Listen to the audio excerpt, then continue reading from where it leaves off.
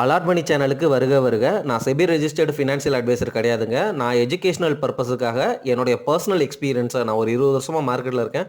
அதை தான் உங்கள்கிட்ட ஷேர் பண்ணுறேன். நீங்கள் எந்த முடிவு எடுக்கிறதா இருந்தாலும் உங்கள் நிதி ஆலோசகரை அணுகி அதுக்கப்புறம் பணத்தை போடுறதை பற்றி முடிவு பண்ணுங்கள். நன்றி. அலாட் மணி சேனலுக்கு வருக வருக. இந்த சேனலுக்கு இன்னும் நீங்கள் சப்ஸ்கிரைப் பண்ணலைன்னா தயவு செஞ்சு சப்ஸ்கிரைப் பண்ணிக்கோங்க. பெல் பட்டனையும் கிளிக் பண்ணிக்கோங்க.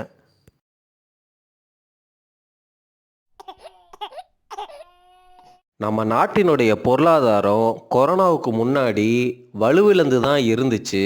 இந்த கொரோனா அப்படிங்கிற ஒன்றுனால அது ரொம்ப கீழே போயிட்டு அந்த பேஸ் எஃபெக்ட்னால ஒரு 4-5 வருஷத்தில் மார்க்கெட் உங்களுக்கு நல்ல ரிட்டர்ன்ஸை கொடுத்துச்சு அப்படின்னு நான் தொடர்ந்து பேசிகிட்டே வர்றேன்.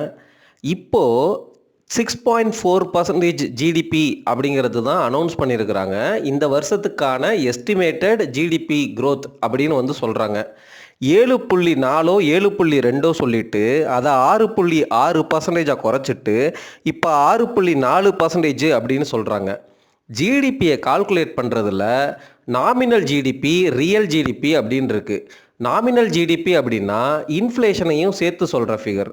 இப்போது இந்த 6.4% ஜிடிபி சொல்கிறவங்க, ரியல் ஜிடிபி சொல்கிறவங்க நாமினல் ஜிடிபி பேசும்பொழுது 9.7% அப்படின்னு பேசுகிறாங்க.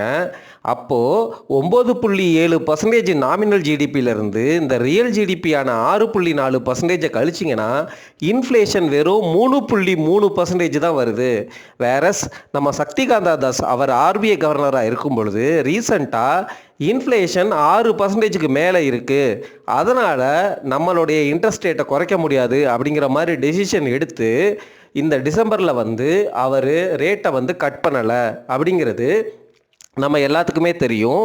மார்க்கெட்டில் கூட அவர் இந்த ரேட்டை போன குவார்ட்டரில் கட் பண்ணாததுனால தான் புதிய ஆர்பிஐ கவர்னரையே அப்பாயின்ட் பண்ணாங்க அப்படிங்கிற மாதிரி பொலிட்டிக்கல் நியூஸ் எல்லாமே நம்மளை சுற்றி போயிட்டே இருக்குது. சரி, இப்போ நம்ம என்ன பண்ணலாம் அப்படின்னு கேட்டிங்கன்னா, நம்ம எப்பொழுதும் போல் ஃபண்டமெண்டல்ஸ்லேருந்து மீறவே கூடாது. உங்களுக்கு இந்த மார்க்கெட் கிராஷ் ஆகி கீழே போகிறது அப்படிங்கிறது நல்ல நல்ல பங்குகளை வாங்குறதுக்கு அரிய வாய்ப்பு. காசு இருந்தால் கொஞ்சம் கொஞ்சமாக நீங்கள் டிப்ளாய் பண்ணுங்கள். நான் முன்னாடியே சொன்ன மாதிரி 23,500 உடைக்கிறதுக்காக தான் நிறையா பேர் வெயிட் பண்ணிகிட்டே இருந்தாங்க. மார்க்கெட் இந்த 23,500 அப்படிங்கிற நிஃப்டி பாயிண்ட்டை தொட்டுட்டு திருப்பி மேலே போச்சு, திருப்பி தொட்டுட்டு மேலே போச்சு. இந்த மாதிரி பல முறை பண்ணிச்சு. ஆனால் நேற்று ஃபுல்லாக உடச்சி 23,440 அப்படிங்கிற பாயிண்டில் க்ளோஸ் ஆயிடுச்சு. ஸோ மார்க்கெட் இந்த பாயிண்ட்லேருந்து திருப்பி எந்திரிக்கலை அப்படின்னா மண்டே அன்னைக்கு கண்டிப்பாக இந்த கிராஷ் தொடரும். அதாவது மண்டே எந்திரிக்கலை அப்படின்னா இந்த மார்க்கெட் கிராஷுங்கிறது தொடரணும். இது கிராஷ்னு சொல்ல முடியாது, கிராஷுங்கிறது இன்னும் இருக்குங்க.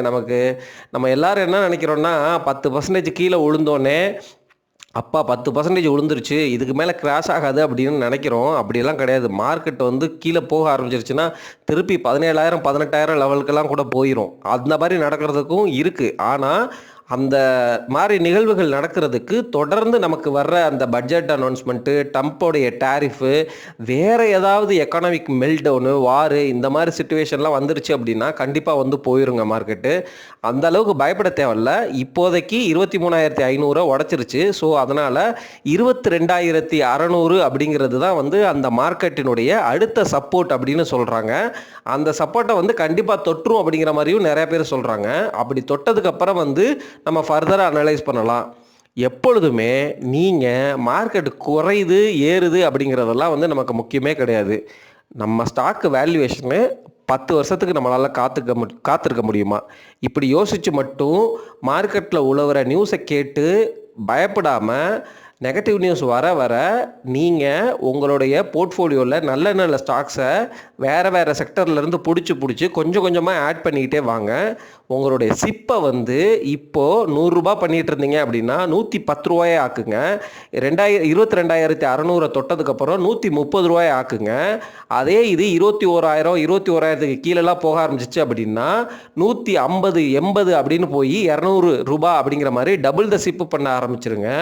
ரொம்ப ரொம்ப நல்ல குவாலிட்டியான ப்ளூ சிப் ஸ்டாக் வந்து சீப்பான வேல்யூவேஷன் பிஇ எல்லாம் வந்து 20 பிஇக்கு கீழே போகுது, அல்லது கேஷ் ஃப்ளோ நல்லா இருக்குது, நிஃப்டி 50க்குள்ளே இருக்குது, இது 20 வருஷமாக இருந்த கம்பெனி இன்னமும் 20 வருஷம் இருக்கும் அப்படின்னு உங்களுக்கு கான்ஃபிடென்ட்டாக கன்விக்ஷன் தோன்ற கம்பெனிகள் ஒரு 10-15 செலக்ட் பண்ணி அதில் உங்களுடைய காசை பல்காக டிப்ளாய் பண்ணுங்கள். எப்போ 20,000 அதுக்கு கீழெல்லாம் வந்து மார்க்கெட் போக ஆரம்பிச்சிருச்சு அப்படின்னா.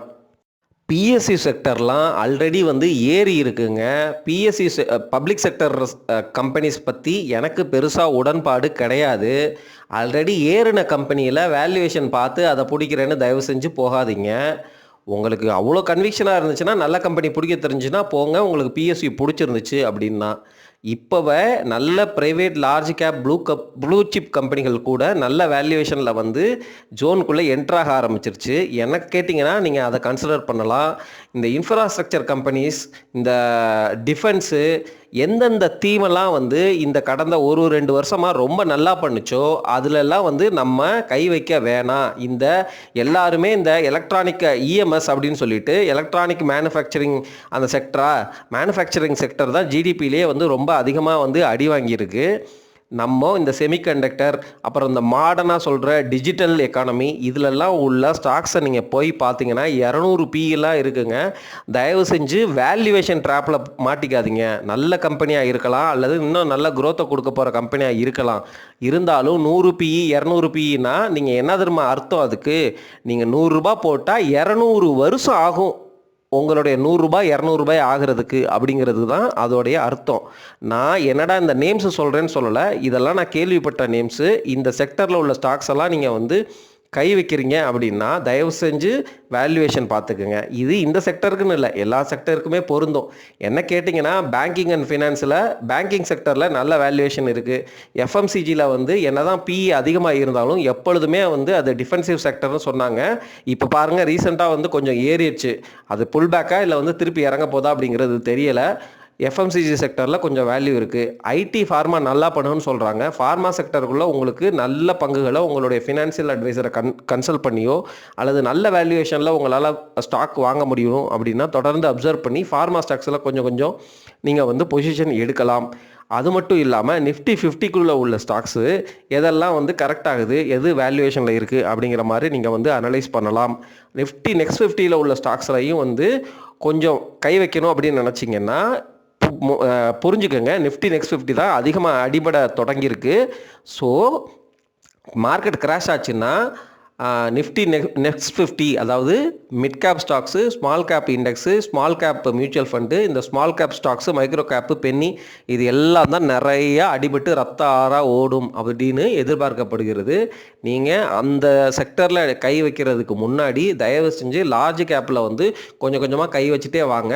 பை த டைம் நீங்கள் கொஞ்சம் கொஞ்சமாக வந்து இதை பில்டு பண்ணும் பொழுது ஒருவேளை ஸ்மால் கேப்பு மிட் கேப் எல்லாம் அடித்து ரத்த ஆறாக ஓடிச்சு அப்படின்னா, ரத்த ஆறு ஓடி முடிஞ்சதுக்கு அப்புறம் நீங்கள் வந்து இந்த லார்ஜ் கேப்லேருந்து மிட் கேப்லேருந்து ஸ்மால் கேப்பு அப்படிங்கிற மாதிரி நீங்கள் வந்து உங்கள் ஸ்ட்ராட்டஜியை அடாப்ட் பண்ணிக்கலாம். ஸ்டாக் பிக்கிங் ஸ்ட்ராட்டஜியை மொத்தமாக போய் டிப்ளாய் பண்ணிடாதீங்க.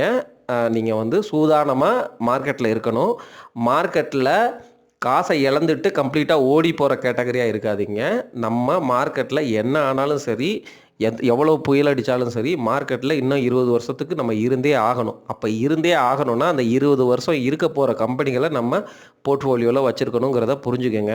நானும் வந்து இந்த அளவு மெச்சூர்டாக இருக்கும் பொழுது வாங்கின ஸ்டாக்ஸாக என்னோடய போர்ட்ஃபோலியோவில் இருக்குது அப்படின்னு கேட்டிங்கன்னா இல்லை. நானுமே வந்து சில வருஷங்களுக்காக, ஆமாம், 3-4 வருஷத்துக்கு முன்னாடி தான் வந்து வாங்கின ஸ்டாக்ஸ் தான் அப்படியே கிடக்குது. அதை பெருசாகவும் ரிவ்யூ பண்ணல. பட் இருந்தாலும் பரவாயில்ல அப்படின்னு நான் விட்டுட்ருக்கிறேன். எதுவும் பெருசாலாம் நான் விற்கலை. மேபி அடுத்த வருஷம் வந்து, அதாவது 2025 கொஞ்ச நாள் கழித்து மார்க்கெட்டோடைய சிச்சுவேஷனை பொறுத்து என்கிட்ட ஒருவேளை மணி இன்ஃப்ளோ வந்துச்சுன்னா நான் வந்து இன்வெஸ்ட் பண்ணுவேன். என்கிட்ட காசு இல்லை, அதனால தான் நான் இன்வெஸ்ட் பண்ணாமல் இருக்கேங்கிறதையும் நீங்கள் புரிஞ்சுக்கோங்க. மிக்க மிக்க நன்றி.